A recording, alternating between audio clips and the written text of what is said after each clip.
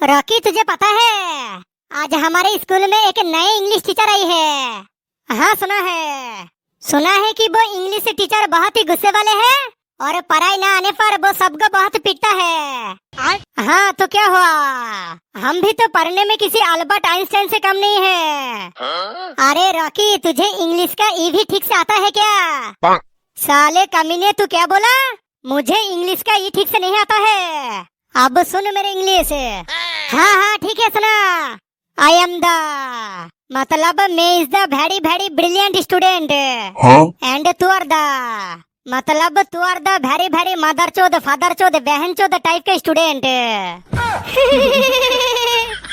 साले हरामखोर, ये सब बिल्कुल चुप हो जा। हमारा नया इंग्लिश टीचर आ रहा है।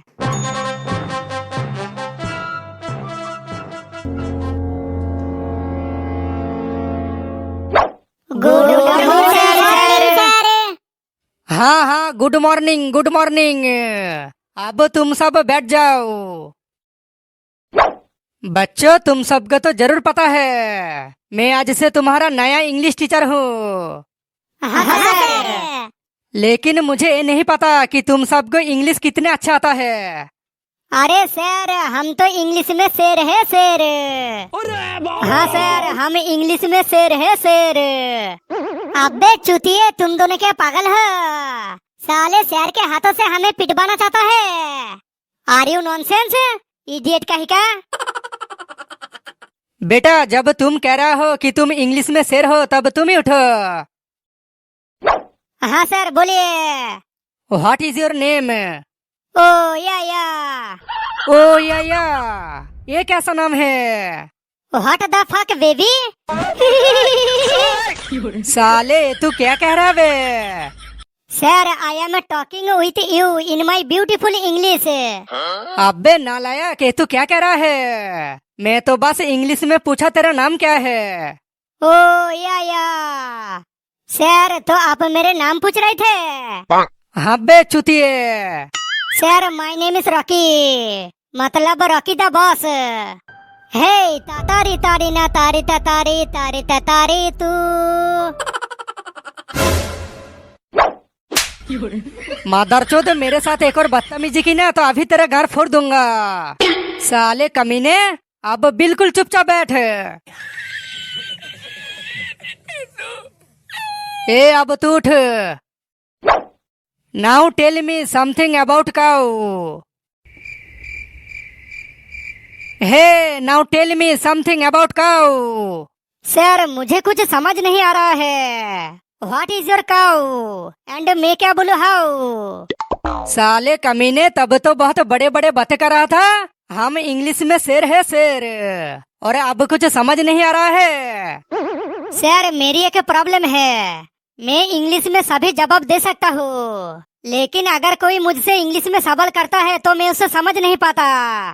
ये तो बहुत ही अजीब प्रॉब्लम है। Now tell me something about cow. इसका मतलब मैं तुझे कह रहा हूँ कि तू अब गाय के बारे में कुछ बता। ओ अच्छा, अब मैं समझा। सर, मतलब आप मुझसे इंग्लिश में गाय पर एक निबंध सुनना चाहते हो? हाँ हाँ, बिल्कुल सही कहा। अच्छा ठीक है सर, तो फिर सुनिए। इंग्लिश में गाय पर मेरा ये निबंध है। The cow is A domestic animal, मतलब गाय एक पालतू जानवर है। एक गाय सिर्फ एक जानवर नहीं है। The cow is a cow mother from our Hindu religion, मतलब एक काउ हमारे हिंदू धर्म में एक गाय माता है। एक cow has 4 legs and 2 eyes and 2 horns, मतलब गौ माता की सिर पर 2 लंबे लंबे सिंग हैं, और जब गौ माता बहुत गुस्सा हो जाता है तब इन्हीं 2 सिंग के मदद से वो हर किसी के घर में घुसकर घर फट सकता है। इसलिए गौ माता से हमेशा दूर रहना चाहिए।